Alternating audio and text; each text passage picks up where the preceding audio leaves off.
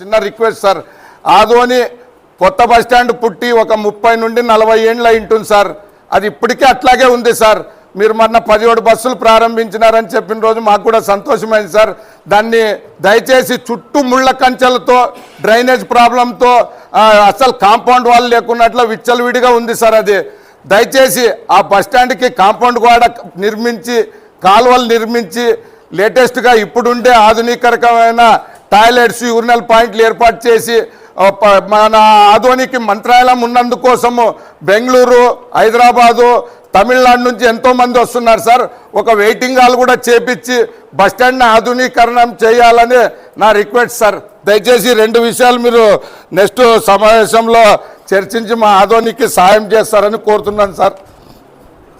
ఇది bus stand sir. రెండోది sir, ప్రతి బస్సు ఆర్టీసీ బస్టాండ్కి వచ్చే వెళ్ళాలి సార్. కర్ణాటక బస్సులు ఏమవుతున్నాయంటే బళ్ళారి మంత్రాలయం పోయేటప్పుడు అక్కడ బ్రిడ్జి కింద దింపిపోతున్నారు సార్.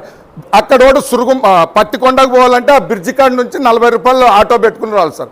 పత్తికొండ వాడు ఉరుకుందిరన్నకు పోవాలంటే సార్ ఆ బస్టాండ్లో దింపితే అక్కడి నుంచి ఆటోలో ఇక్కడికి రావాలి సార్. అందుకే నేను ఏం చెప్తున్నాను సార్, ఛార్జీ మేము పెట్టేటప్పుడు ప్రతి పౌరునిది బస్టాండ్ టు బస్టాండ్ ఛార్జీ తీసుకునింటారు సార్. వీళ్ళు ఎక్కడో దింపి పోయేస్తారు సార్. దయచేసి ప్రతి బస్సు ఆర్టీసీ బస్టాండ్కి వచ్చి అక్కడి నుంచే బయటికి పోవాలి సార్. దయచేసి అది సార్. రెండోది, ఇది బిల్డింగ్ సెక్షన్లో కొంచెం నిబంధనలు రేపు అసెంబ్లీలో మీరు చర్చించి సందుల్లో కూడా ప్లాన్ అప్రూవల్ అయ్యేటట్లా వాళ్ళకి ట్యాక్స్ విషయంలో సరిచేసి, రెండోది కమిషనర్ సమక్షంలో ఇప్పుడు మీ ద్వారా అడుగుతున్నాను సార్, మాకి ట్యాక్స్ విషయం కాకుండా 200 రూపాయలు కొలాయి బీపీఎల్ది రేషన్ కార్డు ఉంటే ఇవ్వాలనేది గతం నుంచి ఉంది సార్.